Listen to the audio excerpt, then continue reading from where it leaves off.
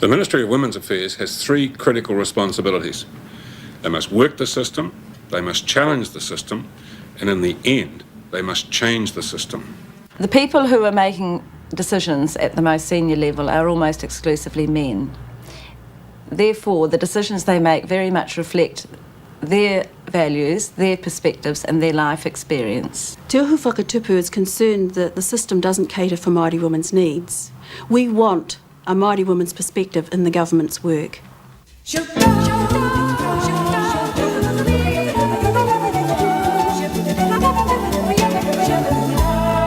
I can't presume to understand what it's like to be a man in New Zealand society, and I don't believe that it's possible for men to really understand women's life experiences or what it's like to be a woman. It took many years of struggle outside the system for women to get such basics as the right to own property after marriage and have custody over their children. Though they won the vote in 1893, women had not achieved an equal place. The governing system still didn't reflect their different needs as women. Working outside the system, the organisation and perseverance of groups like the National Council of Women gave political expression to women's values. Though attitudes were changing, progress was slow.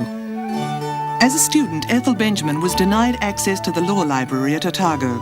A special law had to be passed so that she could practice. It took 14 years after women won the right to be elected before Elizabeth McCombs became New Zealand's first woman Member of Parliament in 1933. Miriam Solyak campaigned for over 20 years to change the law which had forced her to register as an alien after marrying a Yugoslav. There's a whole generation of young women that have come along since the 70s who simply do not realise the struggles that took place, particularly outside the system, to create the climate where it was possible to have acceptance for things like childcare. And they also don't understand really that it's all very fragile, that it can be blown away, that there are still people out there who really truly believe that a woman needs to be barefoot, pregnant and in the kitchen to be womanly.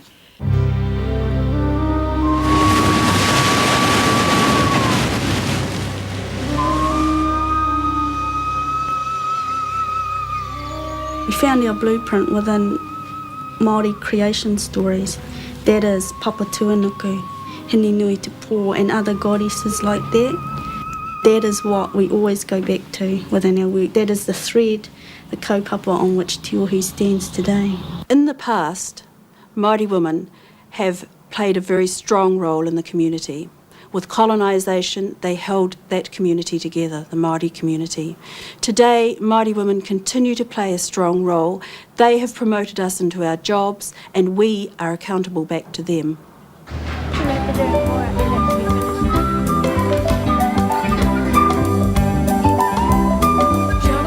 Internationally, women are half the population, do 2/3 of the world's work, receive 1/10 of the world's income, and own 1/100th of the world's property.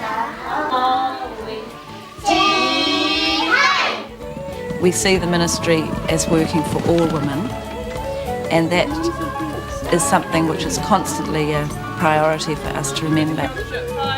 Because some women in our society have a tougher time than others, we put our emphasis very much on the needs of the women who are least advantaged in our society, and that is reflected in all the work that the ministry does. In 1984, when the Labour government was first elected, in its manifesto it stated something about a Ministry of Women's Affairs. And a group of women in Auckland, Tamaki Makaurau, got together and actually decided to put forward a submission to the then Minister of Women's Affairs and actually try and establish something within the ministry for Māori women, because there was a bit of a joke amongst us at the time that if we didn't do that, then maybe all we'd get left was a broom cupboard. and there would be the token Māori in the broom cupboard.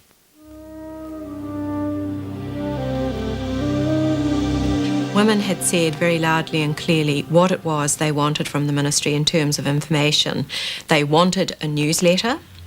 They wanted a guide through the maze of the bureaucracy. They wanted to know how decisions that were made in Wellington and the policy-making system connected with their lives at grassroots level in the community, and they wanted the ministry to explain those connections to them.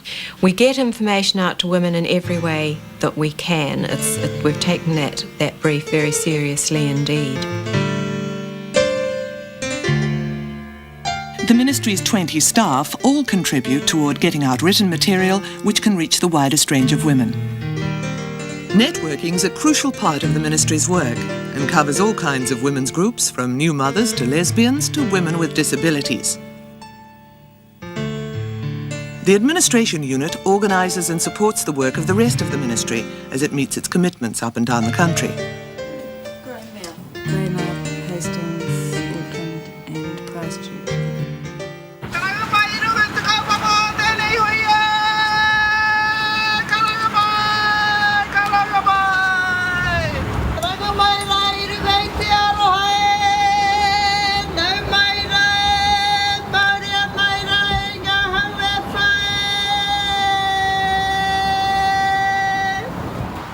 For us as Māori women coming into the ministry, the basis that we come here under is looking at having our community and our whānau, our people, our iwi behind us, and that's an important thing for us. And so personally, when I think of myself coming here as a woman from Ngāti Kahungunu, my people, my family, my mother, are very important to me and to each and every one of us in this unit. If we have those things right at home and right in the community, we therefore feel comfortable in what we do in our mahi and striving to break down power and disseminate it back to the community. I think the reason why women find it difficult dealing with the formal government system is they don't actually appreciate that there is structure which has rules and you have to play by the game. And so they tend to regard their relationships with usually government departments, because that's what individuals deal with really in the formal system. They regard their relationships with those departments as one-to-one between them and another individual. For instance, if you're a woman and you have a problem with your domestic purposes benefit, you go along to social welfare and you talk to the person behind the counter, you tend to view that as them not giving you what you want. And so it can become a bit heated and it can be a bit acrimonious at times. But both they and you are part of a system. The ministry's in a unique position in respect of other women's organisations because it has positional power, and I don't think this can be underrated. The ministry has a permanent head and it has its own minister in cabinet, and this means that we, on behalf of women, have access to decision-making arenas from which women have always been excluded. Some of these arenas include cabinet and cabinet committees, meetings between heads of government departments and other senior departmental officials,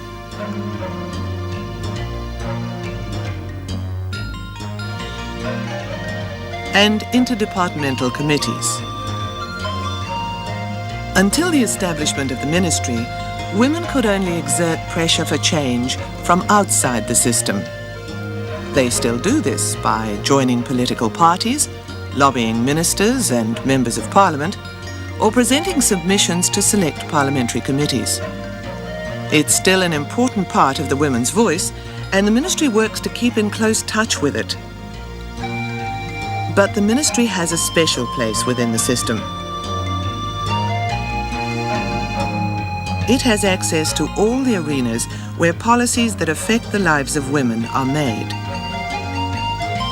The ministry ensures that issues of concern to women are raised and taken seriously by the decision makers.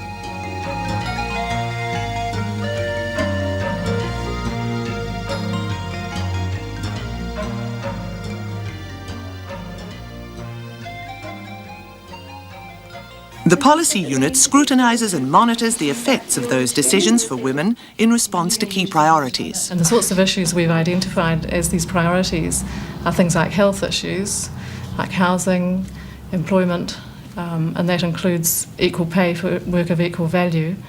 We're also very concerned about pornography and violence against women. And the other major topic we're working on is childcare. As well as looking at priority topics, we thought it was really critical to look at the steps that could be set in place to change the structures of how decisions get made by government departments. And so we looked at setting up, and have done so, liaison people in each government department, and from that developing a checklist, which is a document that is being piloted in 4 government departments at the moment who have cooperated really well with us, for them to use in their policy making processes. The Ministry has worked with Housing Corporation to say it is your responsibility to think women, to think Māori women. Through our liaison person, we've worked to set up a Women in Housing interdepartmental committee to basically work on lots of these issues. And one of the things that is really exciting to us at the moment is that we're gaining acceptance for the idea about setting up a women's housing unit within the Housing Corporation, so that they can actually follow through this important work on the women's issues that we have been raising with them. The Director General has recently agreed to the adoption of a women's checklist, and all our policies which we develop now will have to have an examination to see if they've looked at the impact on women and on Māori women. Now that's directly as a result of an initiative by the Ministry of Women's Affairs. Every time we go home to our families, we hear stories of what's happening to our women. And it's really important that we are here in the system working to change that system. And one of the important things for us is to get resources out to the people so that Māori women can be having control over their resources, to make decisions about what happens to those resources, and to use them in a way that is most appropriate for them. Whenua is the basis for us as a people. I mean, it's that on which we stand. It also opens up a whole lot of things for Māori women. Like, we have a hunch that Māori women actually own most of the Māori land now, well, more than 50% of it. That's something that's been spoken about a lot out there. And for Tiohu, we see that has great implications for Māori women. It's something that no one else has really thought of, like what does it mean in terms of Māori women's roles on trust boards? What does it mean in terms of our women's role in iwi development?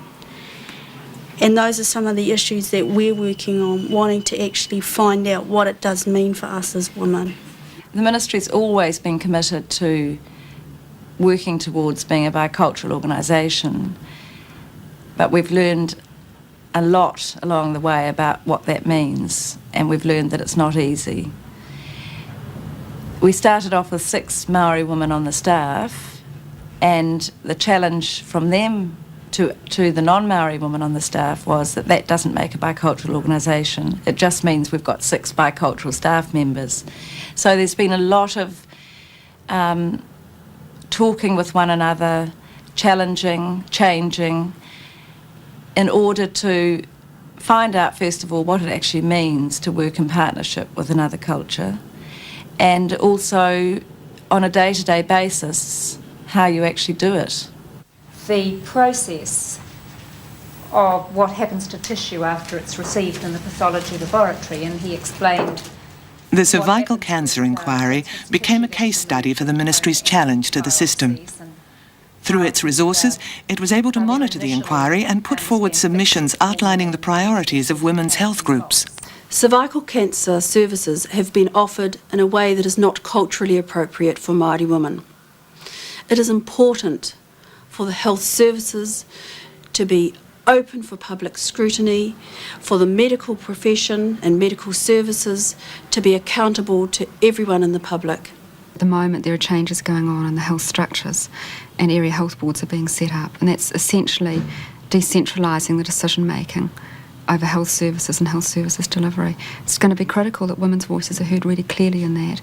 The Ministry's decided to adapt its checklist for area health boards to be able to take on board so that they have a mechanism, a way of being able to ensure that women's voices are clearly heard. Although the Equal Pay Act 1972 gave women equal pay for exactly equal work, it didn't define the relative value of the different types of work done by men and women, nor did it acknowledge that many of the jobs women do, which are seen as extensions of mothering and caregiving duties, are often underpaid and undervalued. And we were amazed that the role of women in the economy hadn't been looked at all, considering we're over 50% of the population. It's pretty incredible. So we decided that we'd try and pull together the bits and pieces of information there is around and employed an economist, Anne Horsfield, to pull together this information into a document called The Economic Position of Women. And that's looking at everything there is that we could lay our hands on most topics about women and the economy.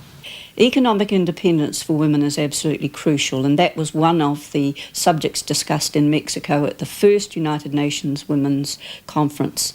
When we came back, the government held a conference for the captains of industry, and at that conference, both in the group session and the plenary session, the captains of industry agreed unanimously that the skills that a woman acquires during her years of childbearing and rearing should be taken into account when she returns to the workforce. Nothing happened. And that is why it is good that the Ministry for Women's Affairs is picking up this subject as a matter for a special study, because without knowledge of the input of the unpaid work of women, you cannot look at the economy as a whole. What we're working on at the moment is developing a project to measure the value of the unpaid work that women contribute to the economy. For many generations, we haven't counted that work as having economic value, and yet it seems crazy to me that if a woman is bottling peaches in her own kitchen, she's doing nothing. But if she's doing it for what is, that's real work that counts. The same token, if she's making clothes all day for her children, that's doing nothing in terms of the economy. But if she's doing it in a factory, she's contributing to the gross national product. The management skills that women learn are something that they pick up in the general routine. I can remember a while back a manager coming to me and saying what a wonderful woman he had found as a production manager. He'd been a bit suspicious about taking her on to start with, but he was singing her praises. I mean, she was great. She actually managed to get orders out on time, never missed. And I said to him, you know, have you ever found a woman who's turned around on Christmas Day when her family's turned up for dinner and said, look, I'm terribly sorry, couldn't make it, can you come back next week? I think one of the ironies these days is that men are actually being sent on very expensive management courses to learn these very skills. So instead of the women getting the jobs because they've got them, the men are getting training in order to do the jobs.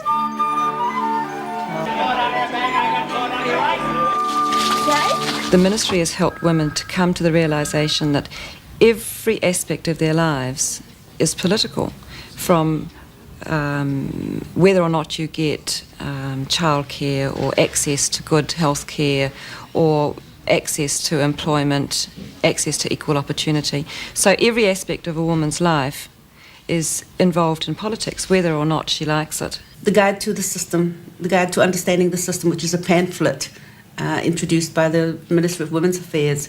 This has been circulated to Pacifica and the rest of Pacific Island people who are on our mailing list where I work. And one of the important things is that we needed to understand it fully, and instead of asking for it to be simplified into simple English, the ministry here has allowed us to have it translated into various Pacific Island languages. And the women are doing this, which means that people are now going to understand some of the difficulties that they used to face, not knowing who is in the system, not knowing how to use the system. I think they're getting issues across, let's put it that way. You know, they are able, the women that's there now are being able to put issues across to our women to be a bit more vocal. See, we're not, Māori women, I think, has never been politically inclined. Politically in a Māori way, okay, there's a difference. Heaps of other Māori women's organisations, but they won't have as much clout as Women's Affairs have. Let me first make some brief general comments on the situation in New Zealand. On the 14th of February 1988, Mary O'Regan addressed the United Nations Committee on Eliminating All Forms of Discrimination Against Women to report on New Zealand's progress toward full equality for women in New Zealand. The day after I got back from New York, I went down to Greymouth to a meeting of women from all over the West Coast who were there to talk about the issues of concern to them. And it really struck me how similar they were to the issues that I had been discussing in New York. In New York, it was a meeting of women from all over the world, and here was a gathering of rural South Island women. And they were talking about their concerns about violence against women, about women's economic position, about the lack of value given to the work that women do in the home and the community, the lack of childcare, and the very small number of women in decision-making positions. And I suppose it really struck me how global the position of women is. So we have the ministry, and I'm determined that the ministry will continue to be there and working until we have made ourselves redundant. At that stage, we will have a society where women and men are truly equal. The ministry was set up to challenge and change the system. This is a beginning. Wahine pakatipe